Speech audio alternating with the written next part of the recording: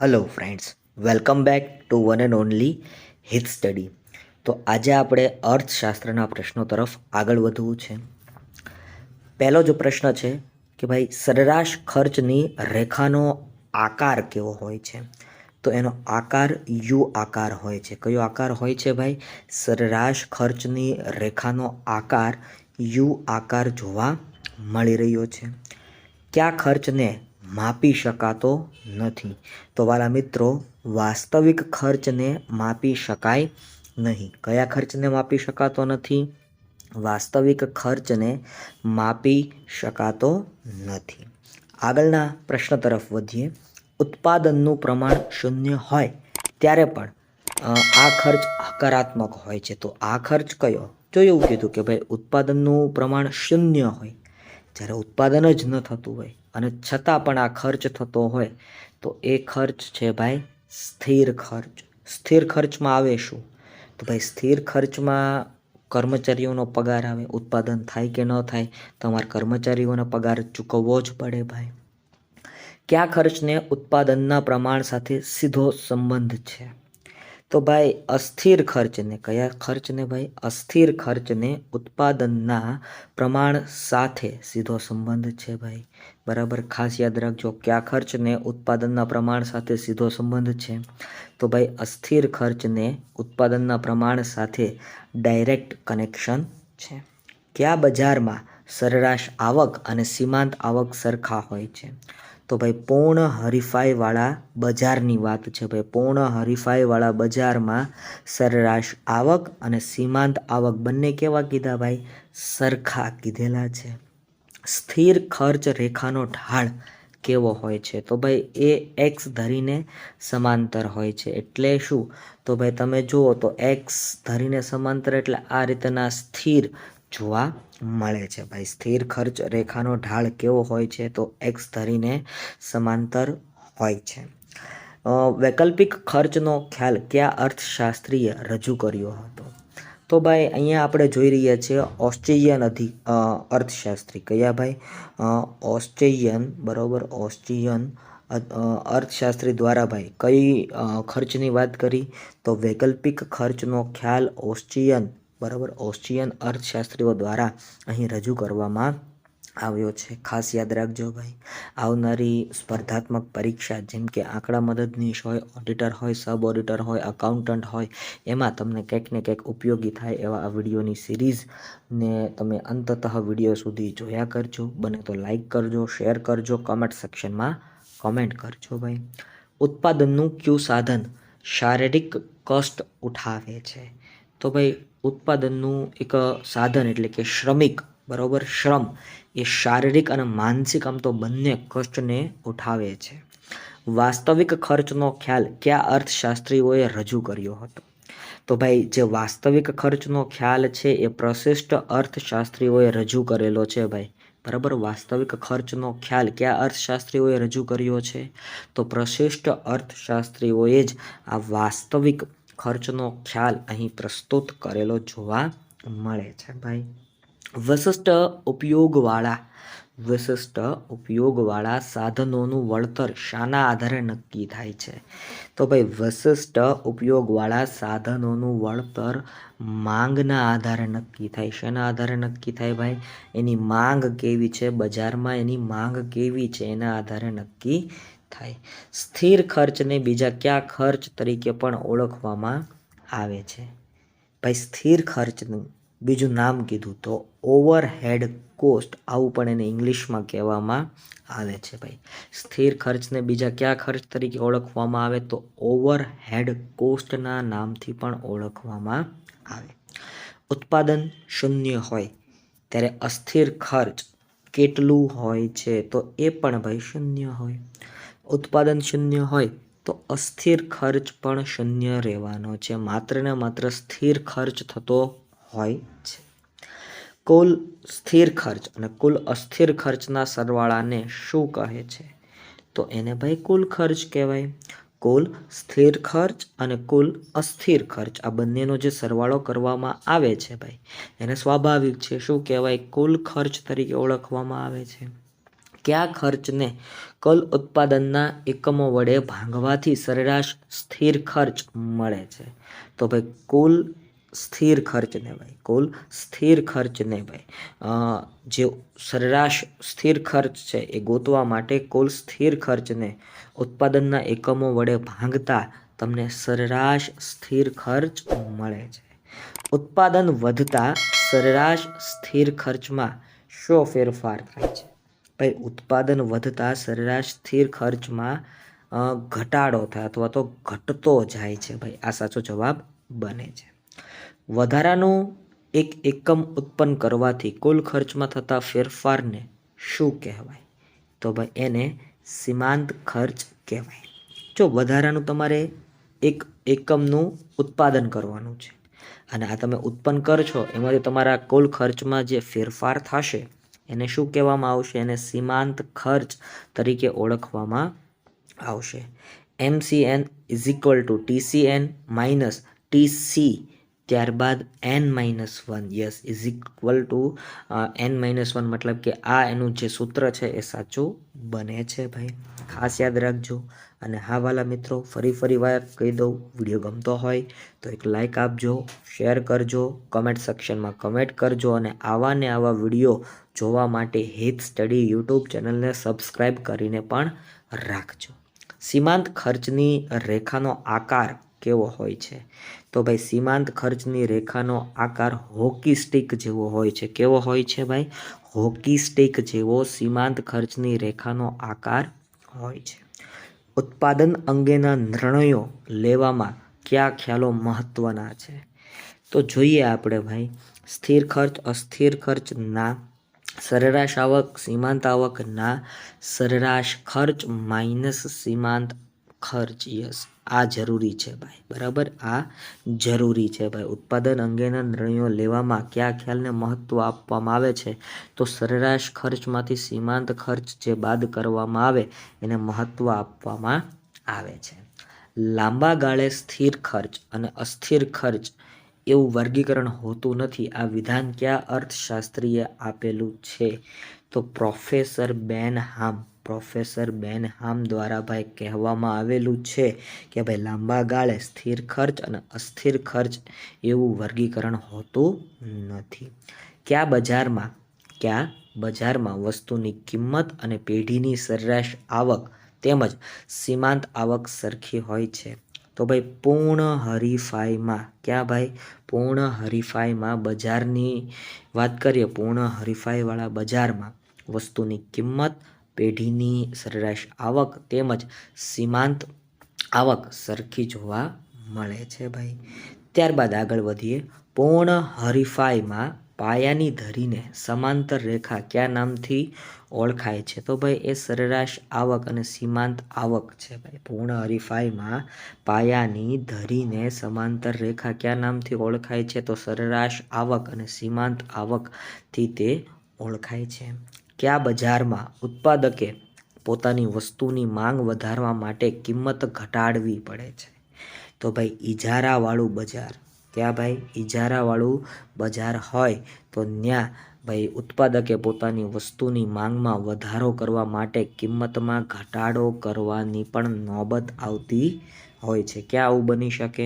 તો ભાઈ યાદ રાખજો, ઇજારાવાળું જ્યાં બજાર હોય ને ત્યાં ઉત્પાદકે પોતાની વસ્તુની માંગ વધારવા માટે કિંમત ઘટાડવી પડે છે. સાધનો અસ્થિર હોવા એટલે શું? તો ભાઈ સાધનો અસ્થિર હોવા એટલે સાધનોમાં ફેરફાર થવું. આમ તો એમ કહેવામાં આવે. નીચે આપેલા વિકલ્પોમાંથી કયું સામાજિક ખર્ચ છે? તો જોઈએ ભાઈ, કારખાનામાંથી નીકળતો ધુમાડો આ સામાજિક ખર્ચમાં આવે, કારણ કે સમાજને નુકસાનકારક હોય આ ધુમાડો, સમાજને ભાઈ નુકસાનકારક હોય અને એટલા માટે અહીંયા કીધું છે ભાઈ નીચે આપેલા વિકલ્પોમાંથી કયું સામાજિક ખર્ચ છે? તો કારખાનામાંથી નીકળતો ધુમાડો એ સામાજિક ખર્ચમાં આવે.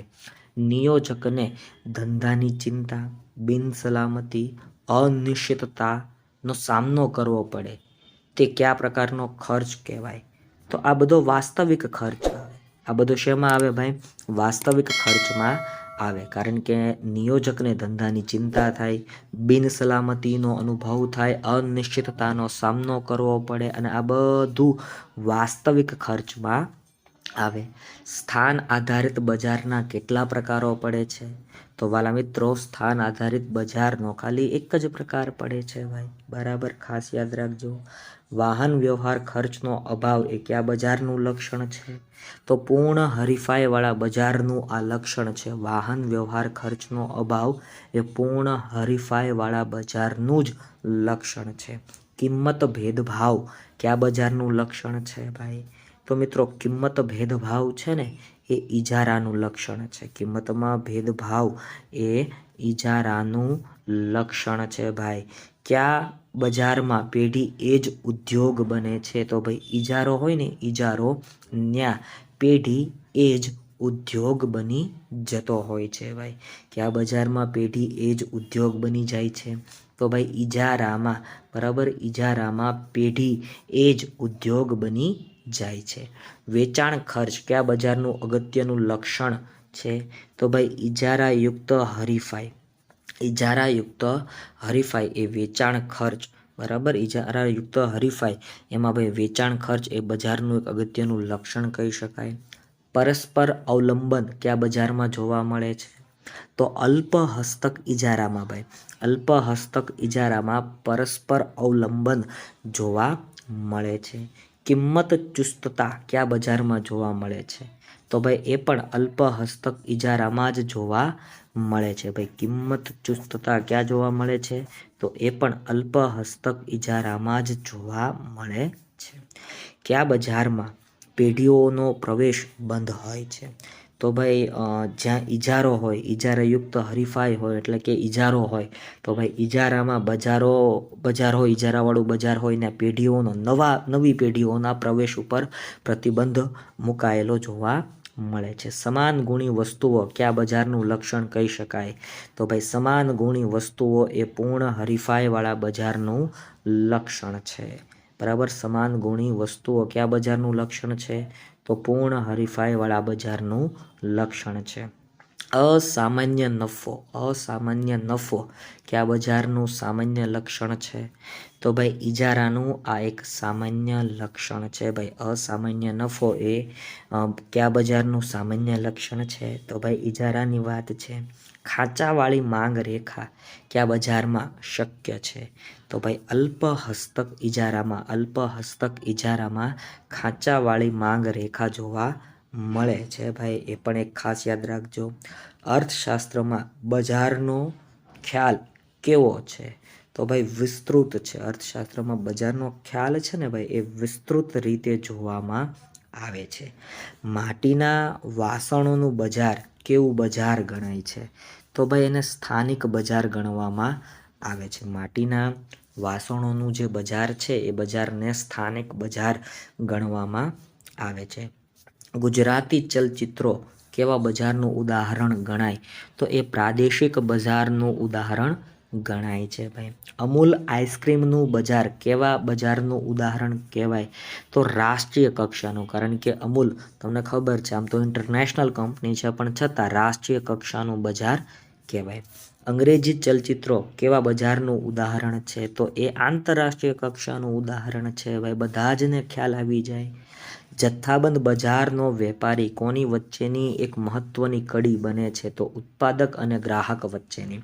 જથ્થાબંધ બજારનો વેપારી ઉત્પાદક અને ગ્રાહક વચ્ચેની એક મહત્વની ભાઈ કડી બને છે ભાઈ.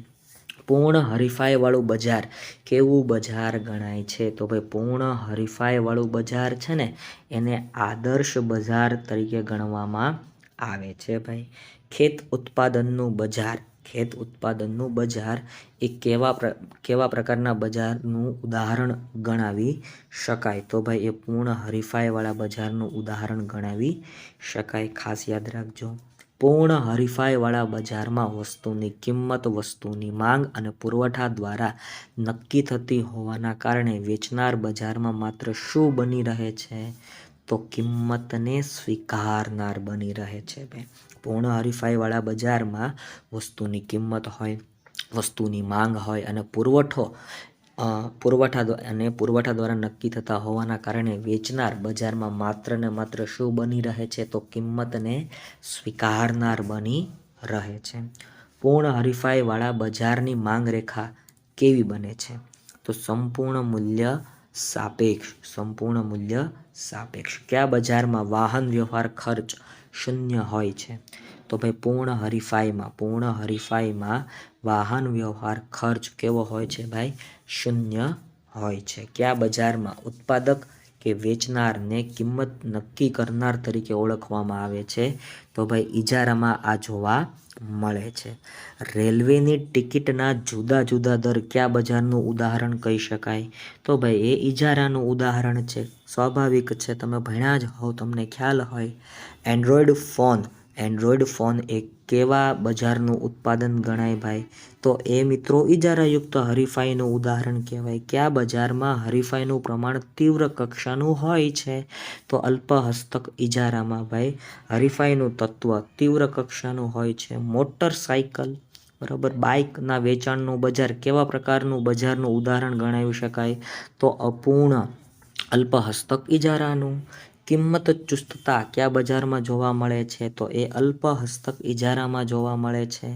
ખાંચાવાળી માંગ રેખા કયા બજારમાં શક્ય છે? તો એ અલ્પહસ્તક ઇજારામાં શક્ય છે ભાઈ. ખાંચાવાળી માંગ રેખા કયા બજારમાં શક્ય છે? તો અલ્પહસ્તક ઇજારામાં તે શક્ય છે. વિડીયો ગમ્યો હોય તો એક લાઈક કરો, શેર કરો, કમેન્ટ સેક્શનમાં કમેન્ટ કરો. Hello friends, welcome back to one and only હિત સ્ટડીમાં તમારું સ્વાગત છે. ભારતમાં રેલવેની શરૂઆત કયા વર્ષમાં થઈ હતી? તો ભાઈ ભારતની વાત કરીએ ને, ભારતની, અને એ પણ રેલવેની વાત કરીએ તો તમે બધા જાણો છો કે ભાઈ રેલવેની શરૂઆત ક્યારે થઈ હતી? તો એનો જવાબ તમારે આમ તો કમેન્ટ સેક્શનમાં દેવાનો હોય, પણ સાલવારી હું કહી દઉં છું કે 1853માં ભાઈ સૌ પ્રથમ રેલવેની શરૂઆત ભારતમાં થઈ હતી. ક્યાંથી ક્યાં વચ્ચે? તો મુંબઈથી લઈને થાણા વચ્ચે ભાઈ સૌ પ્રથમ રેલવેની શરૂઆત થઈ હતી. એ પણ એક યાદ રાખજો. ભારતીય મધ્યસ્થ બેંક એટલે કે આરબીઆઈની રચના કયા વર્ષમાં થઈ હતી? તો ભાઈ આરબીઆઈની રચના 1935માં થઈ હતી. બરાબર, એ પણ યાદ રાખજો ભાઈ.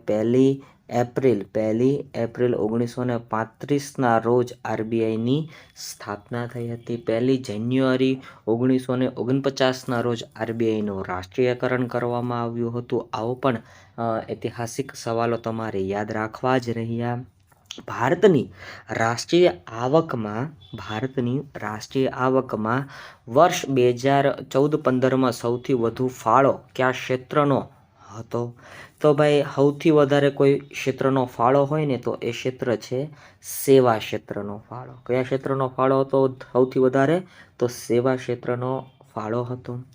માનવ વિકાસ અહેવાલ 2014 પ્રમાણે ભારતની માથાદીઠ આવક કેટલી હતી? ભાઈ અહીંયા માનવ વિકાસ આંકની ચર્ચા કરી છે ભાઈ, હ્યુમન ડેવલપમેન્ટ ઇન્ડેક્સ, અને એમાં હ્યુમન ડેવલપમેન્ટ રિપોર્ટ એટલે કે માનવ વિકાસ આંક, અને એમાં HDI આવે. તો અહીંયા 2014 પ્રમાણે ભારતની માથાદીઠ આવક કેટલી હતી? તો $5,150 જેટલી હતી. એ પણ એક યાદ રાખવું જ રહ્યું તમારે. ભારતમાં કેવા પ્રકારની બેકારી જોવા મળે છે? તો ભાઈ ભારતમાં છે ને માળખાગત પ્રકારની બેકારી જોવા મળે છે. કેવા પ્રકારની બેકારી જોવા મળે છે ભાઈ? માળખાગત પ્રકારની બેકારી ભારતમાં જોવા મળે છે.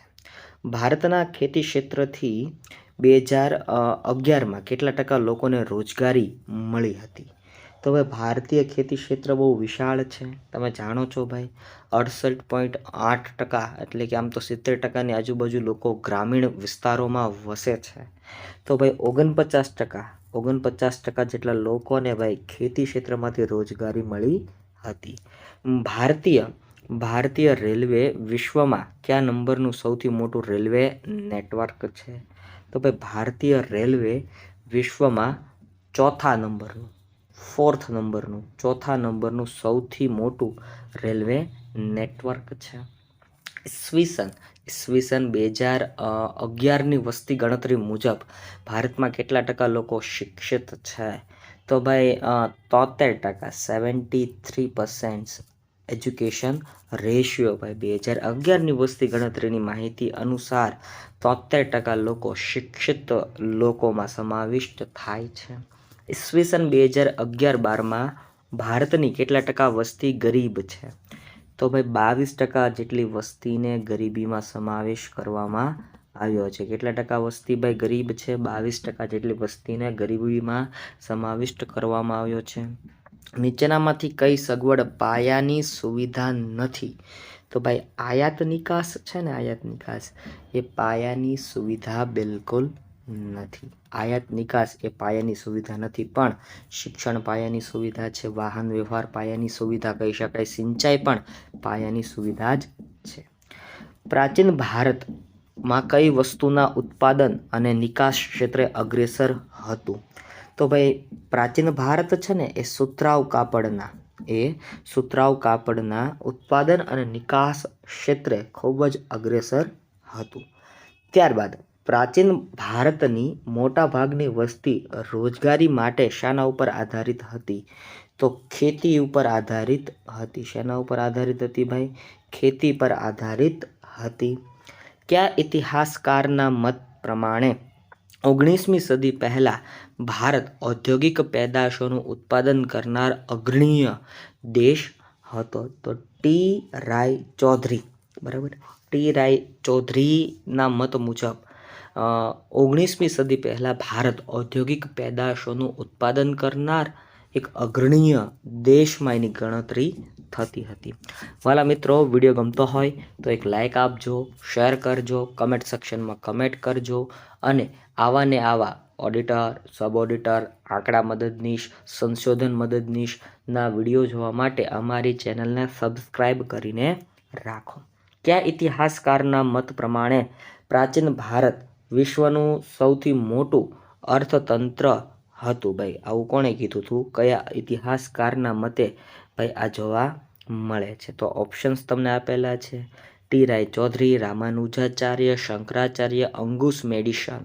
તો ભાઈ આ અંગુશ મેડિસન કરીને એક અર્થશાસ્ત્રી છે, એણે કીધું હતું કે ભાઈ ભારત વિશ્વનું સૌથી મોટું અર્થતંત્ર ધરાવતું દેશ હતો. ભારતમાં ખાનગી ક્ષેત્રમાં બેંકની શરૂઆત કયા વર્ષથી થઈ? તો ભાઈ 1770થી ભાઈ ભારતમાં ખાનગી ક્ષેત્રમાં બેંકોની શરૂઆત થઈ. બરાબર, ખાસ યાદ રાખજો ભાઈ, ભારતમાં ખાનગી ક્ષેત્રમાં બેંકની શરૂઆત કયા વર્ષથી થઈ? તો 1770. ભારતમાં જાહેર બાંધકામ ખાતાની રચના કયા વર્ષમાં થઈ? તો 1855માં થઈ. બરોબર, 1855માં જાહેર બાંધકામ ખાતાની રચના થઈ. પબ્લિક વર્ક્સ ડિપાર્ટમેન્ટ આવું કહેવાય છે ને. બ્રિટિશ શાસન દરમિયાન ખેડૂતોની ખેતીની આવકનો કેટલો ભાગ મહેસૂલ તરીકે ઉઘરાવવાની નીતિ ઘડવામાં આવી હતી? તો ભાઈ બ્રિટિશ શાસન દરમિયાન ખેડૂતોની ખેતીનો અડધો ભાગ, આવકનો અડધો ભાગ એ મહેસૂલ તરીકે ઉઘરાવવાની નીતિ ઘડવામાં આવી હતી. બ્રિટિશ શાસન દ્વારા ભારતમાં થયેલ મૂડીરોકાણની દિશા કેવી હતી? તો ભાઈ બ્રિટન તરફી હતી. બરાબર, બ્રિટનનો જ વિકાસ થવો જોઈએ એવા વિચારો તરફની હતી. બ્રિટિશ શાસન દ્વારા શિક્ષણ પાછળ મૂડીરોકાણ ખર્ચ શાથી કરવામાં આવ્યું હતું? તો ભાઈ કારકુનોને મેળવવા માટે ભાઈ મૂડીરોકાણ ખર્ચ, અને એ પણ શિક્ષણમાં કરવામાં આવ્યો હતો. માનવ વિકાસ અહેવાલ 2014 પ્રમાણે નીચેનામાંથી કયા દેશની માથાદીઠ આવક સૌથી ઓછી છે? તો ભાઈ તમે જોઈ રહ્યા છો, બાંગ્લાદેશની માથાદીઠ આવક સૌથી ઓછી છે. ભાઈ આવું સાબિત થાય છે. 2011ની વસ્તી ગણતરી પ્રમાણે ભારતની વસ્તી કેટલી હતી? તો 121.02 કરોડ જેટલી હતી. સ્વતંત્રતા પ્રાપ્તિ પછી ભારતમાં ગરીબીના પ્રમાણમાં કેવો ફેરફાર થયો છે? તો ભાઈ એકંદરે ઘટાડો નોંધાયેલો જોવા મળે છે, એટલે કે ઘટાડો છો આવું માને છે. નીચેનામાંથી કયા દેશમાં માળખાગત બેકારી જોવા મળે છે? તો ભારતમાં જ ભાઈ, ભારતમાં કેવી માળખાગત પ્રકારની બેકારી જોવા મળે છે. ભારતની ગ્રામીણ બેકારીમાં કઈ બેકારીનું પ્રમાણ વિશેષ જોવા મળે છે? તો ભાઈ ભારતમાં ગ્રામીણ બેકારીમાં વાત કરીએ ને તો એમાં પ્રચ્છન્ન બેકારીનું પ્રમાણ સવિશેષ જોવા મળે છે. માનવ વિકાસ અહેવાલની રચના કોણ કરે છે? તો ભાઈ સંયુક્ત રાષ્ટ્ર સંઘ, બરાબર, સંયુક્ત રાષ્ટ્ર સંઘનો એક કાર્યક્રમ છે UNDP, United Nation Development Programme, એના અંતર્ગત માનવ વિકાસ અહેવાલની રચના થાય છે. ભારતની આર્થિક વૃદ્ધિના માપન અંગેનું મહત્વનું માપદંડ કયું છે? તો ભારતની આર્થિક વૃદ્ધિના માપન અંગેનું મહત્વનું માપદંડ એટલે રાષ્ટ્રીય આવક. એટલે શું ભાઈ? રાષ્ટ્રીય આવક. ખાસ યાદ રાખજો ભાઈ, એટલે શું? રાષ્ટ્રીય આવક. ઈસવીસન 1990-91 પછી ભારતની માથાદીઠ આવકનો વૃદ્ધિ દર ઝડપી બનવાનું કારણ કયું છે? તો ભાઈ એમાં આર્થિક સુધારા, 1991માં જે આર્થિક સુધારા થયા ને એના કારણે ભાઈ ભારતની માથાદીઠ આવકનો જે વૃદ્ધિ દર છે ને એ ઝડપી બન્યો. વર્તમાન સમયમાં ભારતની રાષ્ટ્રીય આવકમાં સૌથી વધુ ફાળો આપનાર ક્ષેત્ર કયું છે? તો એ ક્ષેત્ર એટલે સેવા ક્ષેત્ર. સ્વતંત્રતા પછી ભારતની રાષ્ટ્રીય આવક અને રોજગારીમાં કયા ક્ષેત્રનો ફાળો સતત ઘટતો જાય છે? તો ભાઈ ખેતી ક્ષેત્રનો ફાળો સતત અત્યારે પણ ઘટતો જતો જોવા મળે છે ભાઈ. દેશની આર્થિક વૃદ્ધિનો દર કોના ઉપર નભે છે? તો પાયાની સુવિધાઓ પર દેશની આર્થિક વૃદ્ધિનો દર ભાઈ નભે છે. વિડીયો ગમ્યો હોય મિત્રો તો એક લાઈક કરો, શેર કરો, કમેન્ટ સેક્શનમાં કમેન્ટ કરો અને આવા ને આવા વિડીયો જોવા માટે અમારી ચેનલને સબસ્ક્રાઈબ કરીને રાખો. ભારતમાં આર્થિક સુધારા કયા વર્ષથી અમલમાં આવ્યા? આમ તો તમે જાણો છો ભાઈ કે 1991થી ભાઈ આર્થિક સુધારા અમલમાં આવ્યા. ભારતમાં ફેમાનો કાયદો કયા વર્ષમાં હતો? બરોબર, કયા વર્ષમાં આવ્યો? Foreign exchange management act. તો એ આવ્યો ઈસવીસન 1999માં. ઈસવીસન 1999માં ફેમા, ફોરેન એક્સચેન્જ મેનેજમેન્ટ એક્ટનો કાયદો અમલમાં આવ્યો. નીચેનામાંથી કયો ઉદ્યોગ જાહેર ક્ષેત્ર માટે હવે અનામત છે? તો ભાઈ રેલવેનો જે ઉદ્યોગ છે ને, રેલવે એ જાહેર ક્ષેત્ર માટે કેવો છે ભાઈ? અનામત છે ભાઈ. રેલવેના ઉદ્યોગની વાત છે. આયાત થતી વસ્તુઓ જેવી વસ્તુઓનું ઉત્પાદન દેશમાં જ કરવામાં આવે તો તેને શું કહેવાય? ભાઈ આયાત થતી વિદેશી વસ્તુઓનું ઉત્પાદન જો દેશમાં જ કરવામાં આવે ને તો એને આયાત અવેજીકરણ કહેવાય. એને શું કહેવાય ભાઈ? આયાત અવેજીકરણ કહેવાય. વિદેશી કંપનીઓ દ્વારા દેશમાં કરવામાં આવતા મૂડીરોકાણને શું કહે છે? ભાઈ વિદેશી કંપનીઓ ભારત દેશમાં જે મૂડીરોકાણ કરે એને એફડીઆઈ કહેવામાં આવે છે, ફોરેન ડાયરેક્ટ ઇન્વેસ્ટમેન્ટ. આર્થિક ક્ષેત્રે ભારતે કેવા અર્થતંત્રવાળી અર્થવ્યવસ્થા સ્વીકારી છે? તો ભાઈ આર્થિક ક્ષેત્રે ભારતે મિશ્ર અર્થતંત્રવાળી અર્થવ્યવસ્થાને સ્વીકારી છે.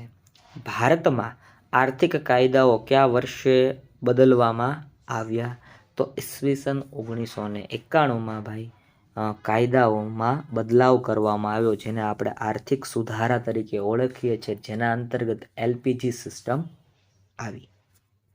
ત્યારબાદનો ક્વેશ્ચન કંઈક આવો છે કે ભાઈ ઉદારીકરણના ભાગરૂપે ઉદ્યોગોમાં જાહેર ક્ષેત્ર માટે આરક્ષિત ક્ષેત્રો ઘટાડીને કેટલા કરવામાં આવ્યા? તો ભાઈ 3 કરી નાખવામાં આવ્યા. ઉદારીકરણના ભાગરૂપે ઉદ્યોગ ક્ષેત્રમાં જે જાહેર ક્ષેત્રના એકમો હતા એ આરક્ષિત હતા, એમાંથી ઘટાડીને ભાઈ માત્ર ને માત્ર 3 જેટલા ઉદ્યોગોને જ આરક્ષિત રાખવામાં આવ્યા. 51%થી ઓછા શેર વેચાય તો કેવું મૂડીરોકાણ ગણાય છે? તો ભાઈ એને નાના પાયાનું વિમૂડીકરણ કહેવાય. બરાબર, નાના પાયાનું વિમૂડીકરણ કહેવાય. 51%થી વધારે વેચાય તો તો ભાઈ મોટા પાયાનું વિમૂડીકરણ કહેવાય.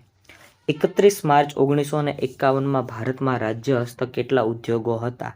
તો 5 જેટલા ઉદ્યોગો હતા. ભારતમાં ફેમા એટલે કે ફોરેન એક્સચેન્જ મેનેજમેન્ટ એક્ટનો કાયદો કયા વર્ષમાં અમલમાં આવ્યો? તો ઈસવીસન 1999માં. ભારતમાં MRTP એક્ટ કયા વર્ષમાં અમલમાં આવ્યો? તો 1969 1969માં MRTP એક્ટ અમલમાં આવ્યો હતો. વિદેશી હુંડિયામણ નિયમન ધારો ફોરેન એક્સચેન્જ રેગ્યુલેશન એક્ટ ક્યારે હતો? 1973માં. અને એની જ જગ્યાએ ફેમા નામનો કાયદો આવ્યો ભાઈ. આયાત થતી ચીજ વસ્તુઓનું ઉત્પાદન દેશમાં કરવામાં આવે તેને શું કહેવાય? તો એને આયાત અવેજીકરણ કહેવાય. વિદેશી કંપનીઓ દ્વારા દેશમાં કરવામાં આવતા સીધા મૂડી રોકાણને ફોરેન એક્સચેન્જ મેનેજમેન્ટ નહીં, એને FDI કહેવામાં આવે. બરાબર. 1991માં અપનાવેલા આર્થિક સુધારાના કેટલા પાસાઓ હતા? તો ભાઈ 3 પાસાઓ હતા: ઉદારીકરણ, ખાનગીકરણ અને વૈશ્વિકીકરણ. ભારતીય વિશ્વ વ્યાપાર સંસ્થા WTOનું સભ્ય ક્યારે બન્યું હતું? તો ભાઈ એ બન્યું હતું 1995માં. કોમ્પિટિશન એક્ટ કયા વર્ષમાં આવ્યો? તો 2002ના સમયમાં. વિદેશી કંપનીઓ દ્વારા દેશમાં કરવામાં આવતા સંસ્થાકીય રોકાણને શું કહે છે? તો એને ફોરેન ઇન્સ્ટિટ્યુશનલ ઇન્વેસ્ટમેન્ટ આવું કહેવામાં આવે છે. જાહેર ક્ષેત્રના કેટલા ટકાથી વધારે શેર વેચાય તો મોટા પાયાનું વિમૂડીકરણ કહેવાય? તો ભાઈ જાહેર ક્ષેત્રના 51% વધારે શેર જો વેચાય તો ભાઈ મોટા પાયાનું વિમૂડીકરણ થયું કહેવાય છે. બાકી વિડીયો ગમ્યો હોય તો એક લાઇક આપજો, શેર કરજો અને કમેન્ટ સેક્શનમાં તમારી કિંમતી કમેન્ટ કરવાનું ન ચૂકતા ભાઈ.